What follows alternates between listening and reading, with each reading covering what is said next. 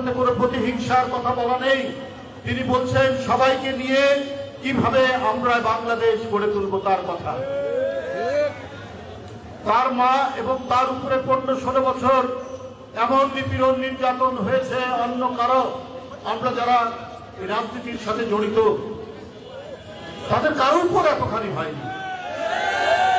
বেগম খালেদা জিয়া জনগণের আশীর্বাদ ধন্য একজন রাজনীতিবিদ, জনগণের শুভেচ্ছা তার প্রতি রয়েছে, সমাদৃত একজন নেত্রী। তারপরেও তাকে বছরের পর বছর কারাগারে থাকতে হয়েছে, তার চিকিৎসা দেওয়া হয়নি, তাকে কোনো ওষুধ দেওয়া হয়নি।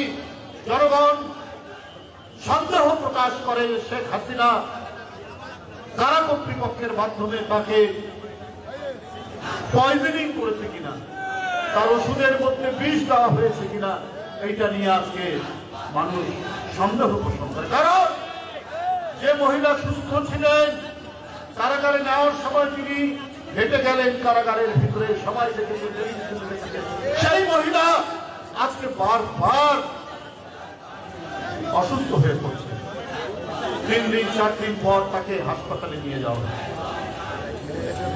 তাহলে নিশ্চয়ই তাকে কারাবন্দী করার পর মানসিকভাবে শারীরিকভাবে তিনি যাতে আর সক্ষম না হন, তিনি যাতে দাঁড়াতে না পারেন, এই কারণে এই তৎকালীন সরকার অনেক চক্রান্ত করেছে। আল্লাহর রহমতে অনেকখানি তিনি সুস্থ হয়ে উঠলেও মাঝে মাঝেই তাকে হাসপাতালে যেতে হয়।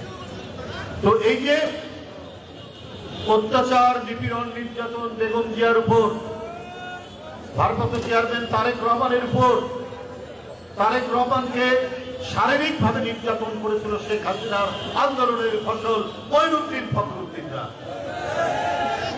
জীবনের তার যে স্বাভাবিক চলাফেরা সেটা অনেকখানি তারা স্তব্ধ করে দিয়েছিল অত্যাচার, নিপীড়ন করে।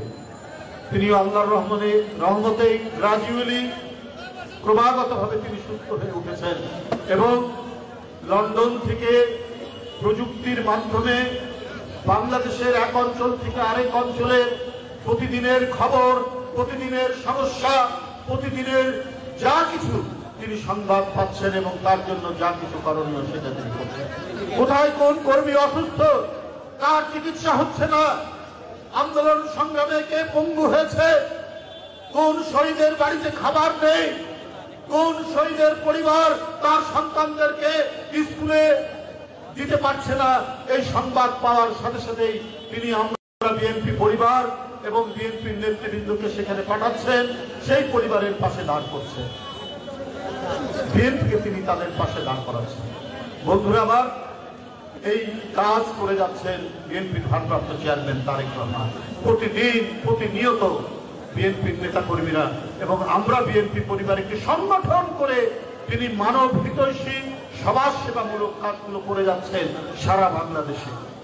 বন্ধুরা আমার, আর আমরা কি দেখছি, অন্য অনেক রাজনৈতিক দল নানা কথা বলছেন, জান্নাতে নিয়ে যাবেন, জান্নাতের হুরপরিদেরকে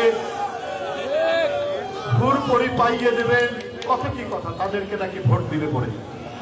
এই যে মিথ্যাচার, ভণ্ডামি শেখ হাসিনা যেমন করেছেন, টাকা লুট করছেন, তার মন্ত্রীরা লন্ডনে 150টি বাড়ি হচ্ছে, তিনি বলে বাংলাদেশের উন্নয়ন করছেন, বাংলাদেশের মানুষকে নাকি তিনি একেবারে পেট ভরে খাওয়া